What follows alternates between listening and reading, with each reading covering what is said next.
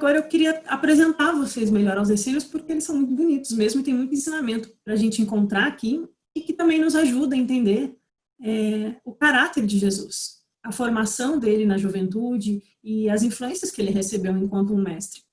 Bom, um dos documentos mais importantes, eu vou chegar nos documentos do Mar Morto só para vocês terem uma ideia do que são. Não sei se alguém aqui vai fazer o curso lá dos manuscritos do Mar Morto, eu vi que agora eles vão dar um curso, e aí se fizer vai ter uma noção mais abrangente, né? Mas eu vou dar uma noçãozinha aqui. Mas, resumidamente, a gente pode falar que são cerca de 900 mesmo, é esse número, 920 textos.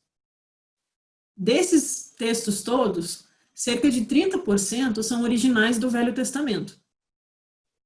Então, encontraram o Velho Testamento inteiro nas cavernas de Qumran. Só que o que a gente tinha de Velho Testamento hoje em dia, a cópia mais antiga era do ano 1000. Então, encontraram textos mais de 1000 anos mais novos, né? Porque são do século II AC. Então, os estudiosos de Velho Testamento, de judaísmo, eles ficaram em polvorosa com essa descoberta, porque eles pegaram textos inteiros que eram tudo que está no Velho Testamento, com exceção de 2. Eu não conheço bem o Velho Testamento. Mas tinha tudo lá. Mas tudo isso, o Velho Testamento inteiro, era só 30% das cavernas de Qumran. Todo o resto eram hinos, liturgias, textos em grego, textos em aramaico, e o rolo de cobre, que é um texto diferente porque ele é escrito num cobre fininho, marcado assim, igual os tibetanos fazem, sabe, na madeira. E a regra da comunidade, que realmente nos mostra quem são os essênios e como eram as práticas deles. E eu vou trazer para vocês hoje um pouco da regra da comunidade. Eu não trouxe ela inteira, hoje eu trouxe algumas passagens para a gente entender melhor eles. Então, o que é essa regra da comunidade? Ao que tudo indica, o mestre da retidão, ele é chamado assim, que era um mestre que vem do norte, ele vem da Galileia, assim como José, e ele migra para o sul, fugindo das perseguições do rei da Judéia, a revolta dos macabeus, as brigas com os saduceus, e aquelas brigas políticas sangrentas todas, e eles vão para Qumran. Então, quem estabelece a comunidade dos essênios é o mestre da retidão. Isso é por volta do século II AC, então é lá pelo ano 150, 160, eu não lembro bem, mas esse é o século. E aí, estabelecendo a comunidade, eles fazem uma regra, igual todo mosteiro tem sua regra. Essa regra ela é por volta do ano 125, e encontraram ela na íntegra, ela estava pouco destruída, na caverna 1. Só que além de encontrar ela na íntegra na caverna 1, acharam mais 11 cópias da regra em outras cavernas. Então, pelo visto, era um texto muito importante, era tipo o testamento deles, assim, quem entra ali recebe uma cópia da regra e tem que seguir. E uma coisa interessante é as práticas espirituais que essa regra aponta. Por exemplo, é dito que eles se levantam antes do nascer do sol a fim de estudar e comungar, banham-se em água fria como um ritual de purificação e vestem-se de branco. Essa veste de branco é típica dos pitagóricos. Os saduceus de Jerusalém, eles geralmente usam preto, igual os padres. Mas os essênios não, eles usam branco. E essa passagem sobre levantar-se antes do nascer do sol e estudar e comungar, me lembrou a passagem que tem no ocultismo prático. Levanta-te cedo, logo que tenhas despertado, sem ficar indolente na cama, e reza com fervor, pedindo para que toda a humanidade possa ser regenerada espiritualmente. E assim segue, né? Todos vocês já conhecem, eu imagino. E à medida que eu fui lendo, eu estava relendo essa semana a regra da comunidade para preparar para vocês, e não me deu, como já me deu 20 anos atrás, aquela sensação de, nossa, como é rígido, nossa, como é difícil. Porque eu fui entendendo, e aí eu não sei se vocês vão concordar, mas a gente vai lendo e eu fui entendendo isso, que essa regra da comunidade essênia é a regra de um grupo esotérico verdadeiro.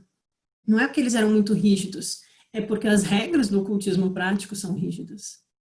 As regras que a gente encontra nos essênios parecem muito com os textos de ocultismo da Blavatsky, de como deve ser um grupo esotérico, de como o que afeta um deve afetar o outro, de como nós não devemos falar nada em vão e nem usar mal o ensinamento, e como é preciso levantar cedo e manter sempre presente na mente o porquê da gente estar se dedicando à vida espiritual, e sempre repetir o ensinamento, e sempre memorizar e lembrar tudo, o porquê da gente estar fazendo tudo isso. Se vocês lerem a regra da comunidade e depois lerem o ocultismo prático, talvez vocês achem bem parecido. E também as regras que a gente encontra em textos do budismo esotérico, de como é o funcionamento de um mosteiro, não um mosteiro aberto, que qualquer um vira monge, mas esses mosteiros onde os Mahatmas estavam, a gente vê também que tinham muitas regras e não eram muito flexíveis, não, eram bem sérias, como nos essênios. E aí eu fui percebendo que, de fato, os essênios não eram só uma comunidade de pessoas buscando uma vida retirada, como um tipo de comunidade alternativa ou espiritual, assim, mais leve. Não, eles eram uma comunidade de pessoas buscando a iniciação, de pessoas buscando o Shelado. E por isso as regras eram tão levadas a sério. Aqui é uma foto aérea da comunidade. Aí eu queria só destacar aqui, acompanhando o meu mouse, tem uma tina de água, né? Para ter água ali. E esses 2 buracos aqui são piscinas de purificação. Isso é uma prática judaica comum, grupos até hoje fazem o tal do mergulho, as mulheres têm que fazer depois da menstruação, tem um monte de regra assim. Mas os essênios faziam isso todos os dias. Eles eram bem brasileiros nesse quesito, eles tomavam banho todo dia. Eu adorei essa imagem do Jesus essênio aí. Características muito interessantes os essênios tinham. Eles rejeitavam o sacrifício de animais e condenavam aqueles que os praticavam. Dedicavam as suas vidas ao serviço de Deus como uma forma de autossacrifício. Até hoje é muito comum, inclusive em comunidades judaicas, a prática ritualística do sacrifício. Naquela época, muito mais. Então, para um grupo, naquela região, rejeitar publicamente e abertamente o sacrifício de animais é uma coisa muito grande. Vocês percebem isso? É muito grande eles falarem, eu não aceito isso que vocês estão fazendo, esse não é o sacrifício verdadeiro. Qual que é o sacrifício verdadeiro? É o sacrifício do eu. É o abandono ao egoísmo. É o sacrifício que Jesus fez. É o lavar os pés com o sangue do coração. Exatamente. Esse é o sacrifício. E os pitagóricos também, eles rejeitavam os sacrifícios, né? E eram vegetarianos. Os essênios não participavam do serviço militar e não fabricavam armas. Até hoje, lá na Judéia, é obrigatório o serviço militar, inclusive para as mulheres. Então, é uma cultura muito forte, a cultura militar lá. 2000 anos atrás, ou mais, na verdade, os essênios rejeitavam isso e se recusavam a serem fabricantes de armas. Então, a gente também percebe como eles eram um grupo que deve ter causado muito incômodo aos governantes locais, né? Eles rejeitavam atividades comerciais e preferiam vilas pequenas. E diziam que as cidades eram corruptoras das almas. Então, viver em cidade, aquele astralzão da cidade, é por isso que eles iam para as comunidades menores, para o deserto. Aí me lembra uma passagem das cartas dos Mahatmas, que o mestre Kuthumi fala que não consegue se aproximar de um grupo ao qual Eliphas Levi fazia parte, porque o astral de Londres estava muito pesado para ele. Então, a cidade grande, às vezes, pode ser um empecilho, porque são muitas energias no astral competindo com a nossa vontade de buscar a luz. Os essênios viviam uma vida simples e se opunham ao acúmulo de riqueza e opulência material. Então, eles não só eram contra os sacrifícios, se recusavam a prestar serviço militar, como eles eram contra o acúmulo de riqueza. Então, é como se eles estivessem, com a prática deles, evidenciando tudo que havia de errado na vida de quem buscava essas coisas, né? Eles deviam ter causado ruptura. Isso explica um pouco a perseguição, entende? É isso que eu estou querendo dizer. O fato deles serem tão sérios no compromisso deles mostra que os outros não estavam sendo verdadeiramente sérios ou verdadeiramente espirituais. E por isso também eles tiveram que se afastar, para se proteger. E quem que se opunha ao acúmulo de riqueza e à opulência material depois de Jesus? E quem gostava da riqueza? E quem gostava da opulência e do ouro? Eles rejeitavam a possessão de bens e praticavam uma vida comunal. Está na regra dos essênios que quando você entra na comunidade, você tem que entregar todos os seus bens para a comunidade. Você vai receber uma muda de roupa que você tem que lavar sempre, você tem que tomar banho todo dia, e os seus bens ficam guardados. Se depois do período probatório você decidir ficar, os seus bens são partilhados entre todos. Se você decidir não ficar, você pode pegar eles de volta. Fica tipo no almoxarifado da comunidade. Era uma comunidade monástica. Não é, como eles são horríveis, estão tirando as coisas das pessoas. Não, era uma comunidade monástica, entrava quem queria. Eles acreditavam na igualdade entre os homens e eram contra a escravatura. bem revolucionário para a época também. Seguiam regras religiosas estritas e as penas aos ofensores eram pesadas. A pior pena era o banimento da comunidade. E é isso que, se vocês forem ler na comunidade, é pesado mesmo. Assim. Só que se vocês lerem aos olhos do ocultismo prático, a gente entende um pouco melhor. Mas é pesado. Tipo, se você falar na hora errada, você vai ficar um mês sem poder falar em frente à comunidade. Tem várias regras, assim. 6 meses de punição, 3 meses sem partilhar da comida com a gente. Várias regrinhas, assim, bem de vida monástica para fazer funcionar. Porque naquele tempo, e cada um fazendo o que quer, não ia funcionar. Então, eles tinham que ter regras bem estabelecidas. Eles enfatizam a autodisciplina e não faziam juramentos. Tudo que produziam na comunidade era compartilhado. Então, eles acordavam de manhã antes do sol, faziam toda a devoção, os louvores, o Surya Namaskar deles lá na visão essênia, tomavam banho e iam trabalhar para sustentar a comunidade. Então, é a lavoura, fazer a cerâmica, tudo aquilo que se fazia naquela época. Depois, por volta das 5 da tarde, eles tomavam outro banho e aí eles partilhavam da alimentação comunitária no refeitório. A gente vai chegar lá, eu trouxe umas imagens para isso. Mas só para a gente entender como é que era o dia a dia deles. Era uma vida realmente muito simples, onde tudo era partilhado e realmente o que importava para eles era a dedicação da alma ao serviço do divino. Tudo que produziam era compartilhado. As refeições eram comunitárias e feitas em silêncio. Não tinha esse negócio de ficar batendo papo no refeitório. Tinha que comer em silêncio, absorver a energia da comida, prestar atenção na mastigação, aproveitar cada grãozinho plantado e colhido. Praticavam ritos, hinos e liturgias e estimulavam a piedade e a virtude. E aí tem várias regrinhas de como você pode se tornar membro, né? Você só se torna membro da comunidade essênia depois de um período probatório de 1 ou 2 anos. Então, 1 ou 2 anos em período probatório. Não pode nem participar da comunhão, que é a refeição coletiva. Não é só por causa da refeição, tá? É que durante a refeição havia uma liturgia, uma ritualística, um hino e um ensinamento. O mestre da retidão, ou o líder da comunidade, depois que o mestre da retidão morre, é o momento de partilhar o pão e de dar um ensinamento. Então, quem está no período probatório não pode participar, tem que ficar bem disciplinado, só observando para ver se realmente quer. Nesse período que os seus bens ficam guardadinhos no almoxarifado. Depois, você pode participar do ensinamento e das refeições coletivas, mas por 3 anos. E por 3 anos você tem que ficar em absoluto silêncio. Não é que você não pode conversar no dia a dia, mas na reunião você não pode dar opinião. Você tem que só aprender, só ouvir. Isso é pitagórico. Nos pitagóricos tem os acusticoi. Acústico, né? Ouvintes. Era aqueles que só podiam ouvir, não podiam falar. E é um período que você tem que ficar ali para aprender. Depois que você aprende, você ganha o direito de poder falar. Depois de 3 anos ouvindo, você tem mais um período de 7 anos de currículo, junto ao mestre da comunidade e a todos os professores, porque eles têm graus lá dentro, né? E só depois desses 7 anos, caso você já tenha 30 anos, você pode começar a ensinar.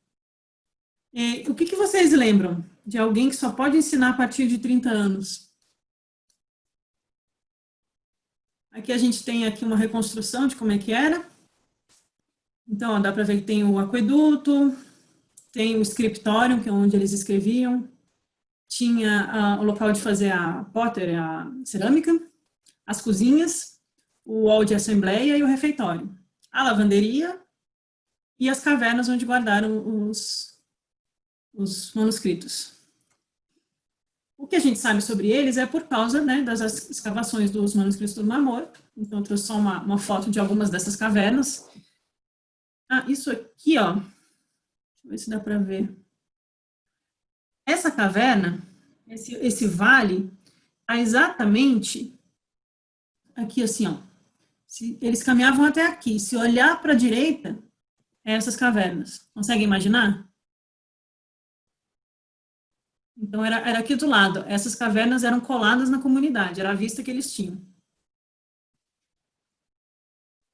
Mais algumas imagens das cavernas e um exemplo de como eram os manuscritos que foram encontrados. Eles eram feitos em couro. E esse couro ele era curtido e costurado. Então, eram folhas enormes. No scriptorium, que era o prédio onde os textos eram montados, redigidos e organizados, tem uma pedra lisa gigantesca, assim, que é onde eles iam esticando e costurando todo o texto e escrevendo. Bem interessante o jeito deles fazer. Haviam mercadores, beduínos, a cidade de Jericó não era tão distante, havia algumas rotas. Eles negociavam isso com esses mercadores, eles não matavam os animais. Eles Eu fiquei adquiriam o pensando se couro eles já não compravam. curtido, eles já compravam. Desperdiçar aquele couro que vai ser servido, inclusive, para um propósito muito maior, é o registro da principal atividade, que é as escrituras, então não é algo absolutamente contraditório. E o fato de não matar na comunidade não é só pela questão ética, do respeito à vida, que era meio forte nos pitagóricos, mas também uma questão mágica, né? O derramamento de sangue é usado para práticas de feitiçaria, de necromancia. Lembra que os nazarenos tinham a regra de não participar de funerais, digamos assim, de não se relacionar com os mortos? Então, práticas que envolvem matar e esse tipo de energia densa não eram bem-vindas dentro de uma comunidade espiritual como a dos essênios. Eu trouxe como exemplo, só para a gente ter uma ideia do que tinha nesses 972 textos, que na verdade eram mais de 1.500 fragmentos. Alguns textos eram fragmentos pequenininhos, que eles tinham que ir achando qual fragmento era de qual texto. Diz os arqueólogos que foi o maior quebra-cabeça da vida deles, assim. E aí, vários têm títulos repetidos. Eu trouxe um resuminho de só para a gente ter uma ideia do que foi encontrado ali, para a gente saber o que os essênios estudavam, o que eles liam, o que eles produziam. Porque tudo isso foi escrito ali, foi copiado ali. Se eles tinham esses textos todos, é porque eles sentaram e anotaram um por um copiando. Então, só para passar com vocês, o Êxodo, Levítico, Isaías, Deuterônimo, Samuel, os Salmos, que são muito citados por Jesus, Daniel, Ezequiel, Noé, o Gênesis, Apócrifo. Eu comentei que boa parte dos manuscritos do Mar Morto são uma cópia do Velho Testamento, certo? Mas ele é, assim, 80% igual ao que a gente tinha de Velho Testamento. Existem diferenças. Mas está bem parecido. Então, o pessoal ficou feliz de não ter sido muito mudado em 1000 anos. Assim. O livro dos gigantes, um Levi escrito em aramaico, um livro dos mistérios, um livro chamado Sabedoria Apócrifa, a regra da comunidade, o livro da guerra, e aqui a guerra é a guerra espiritual, é a jihad espiritual, se a gente pensar no islamismo, ou a guerra do Bhagavad Gita, que é a guerra dos filhos da luz contra os filhos das trevas. Temos também textos litúrgicos, mais um livro dos gigantes, textos jurídicos, aí as punições, né? O Apócrifo de Davi, Hinos, outro Gênesis, o Êxodo, Números, Deuterônimo, Isaías que é muito citado por Jesus também, Ezequiel, mais Salmos, horóscopos, que são textos fisiogonômicos e astrológicos que determinam as partes de luz e sombra em cada pessoa. Isso vai aparecer depois nos gnósticos, estudos detalhados de quais são as partes ligadas aos astros em cada pessoa, qual parte é da luz, qual parte é da sombra, como lidar com cada poder que tem poder sobre essa parte do corpo. E aí, quando eu li isso, eu lembrei dos gnósticos, eu falei, olha só, a influência que Jesus traz também dos essênios. Enoque é um livro muito parecido com as Estâncias de Dzian, é um livro sobre a criação do universo, a criação do mundo, bem parecido com Cosmogênese, em alguns pontos. Várias cópias, de novo, da Regra da Comunidade, o Documento de Damasco, Normas de Pureza, outro livro dos Mistérios, um Pentateuco Apócrifo, o Apócrifo de Moisés, o Apócrifo de José, Jeremias, Liturgia Batismal, Hinos, Caminhos da Justiça, Agradecimentos após as refeições, Regras da Guerra dos Filhos da Luz e dos Filhos das Trevas, Os Eleitos de Deus, provavelmente é sobre os Bodhisattvas, brincando, um texto sobre a Nova Jerusalém, ou a Jerusalém Celeste, a cidade celeste, a cidade onde vivem os grandes iniciados, a cidade de Tushita, onde vivem os Budas. A ideia de Jerusalém Celeste é muito semelhante a essas outras cidades celestes de outras tradições. E, curiosamente, tem na Caverna 4 uma série de textos que não deram título. Então, aqui eu trouxe do vídeo da Moriá International, que é esse grupo que divulgou a Semana dos Manuscritos do Mar Morto, e eles trouxeram uma cópia de uma réplica da Regra da Comunidade. A gente vê que é um texto todo costurado, ó, e vai grandão, assim. E aí a regra abre assim, eu achei muito bonita. O mestre ensinará aos santos como viver, para que caminhem ao encontro de Deus de todo o coração e alma, e façam o que é bom e certo, conforme ele ordenou, por intermédio de seus servos, os profetas, para que eles possam amar tudo que ele escolheu e odiar tudo que ele rejeitou. que possam abster-se do mal e ater-se ao bem, que possam praticar a verdade, a retidão e a justiça, e não mais seguir obstinadamente um coração pecador e olhos de luxúria, cometendo toda a espécie de mal. Então, mas vejam só, a regra está ensinando um modo de vida, é uma praxis filosófica, espiritual, religiosa. O mestre vai ensinar aos santos como viver. Por que a gente tem que aprender como viver? Para que a gente possa caminhar ao encontro de Deus com todo o coração e alma. É uma entrega à vida espiritual.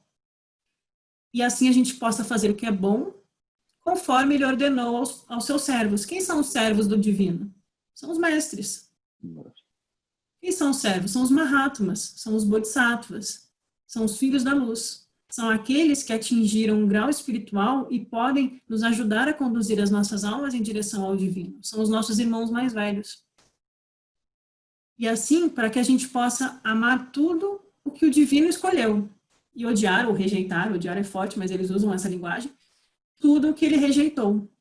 Os essênios, eles fazem muito esse jogo entre o bom e o mal, a justiça e a iniquidade, a piedade e a maldade. Enfatizam muito a gente rejeitar tudo aquilo que faz mal. E olha só essa passagem, só um pouquinho, Jaime. Que eles possam se abster do mal e ater-se ao bem. Qual que é a regrinha que aparece lá nas palavras de Buda? Qual é o caminho budista? Deixar de fazer o mal, aprender a fazer o bem. Ser puro de coração. Ser puro de coração. Purificar a mente, primeiro. E qual é a grande ênfase dos essênios? A purificação. Que é o primeiro nível dos 4 níveis de Tantra. A purificação, inclusive do corpo físico, não só das emoções. Que eles possam praticar a verdade, a retidão e a justiça. Aqui a gente tem as virtudes, né? Praticar a verdade. Qual a verdade? A verdade que vos libertará. Pense em Jesus aqui dentro. Vê se não faz sentido. A retidão, a justiça, que são as virtudes platônicas também. Quando Platão fala do bem, do belo, do uno, também fala da justiça, também fala da retidão. E o que a gente encontra no óctuplo caminho budista? O reto caminho, o reto entendimento, a reta fala, a reta ação. É o caminho de retidão, o caminho budista. O caminho essênio também é o caminho de retidão. Percebe a semelhança? Total. E não mais sermos dominados por um coração pecador. Aqui não é aquele pecador com aquele peso que a gente tem hoje, século XXI, seu pecador. O pecador é aquele que age com erro, que erra o alvo. O coração pecador, ele está encoberto pelos desejos, por camas, pela luxúria, pelas visões errôneas, pelos kleshas, pelos vícios. Então, o essênio é aquele que quer aprender a abandonar os vícios e buscar a virtude. Ele admitirá na aliança da graça todos aqueles que livremente se dedicam à observância dos preceitos, para que se unam no conselho de Deus e caminhem diante dele na perfeição, para que amem todos os filhos da luz e rejeitem todos os filhos das trevas. Ele está falando de uma aliança da graça. O que é uma aliança da graça na linguagem essênia? É a fraternidade dos mestres. Será admitido na fraternidade dos mestres aquele que se dedica à observância dos preceitos. É um Shela, gente.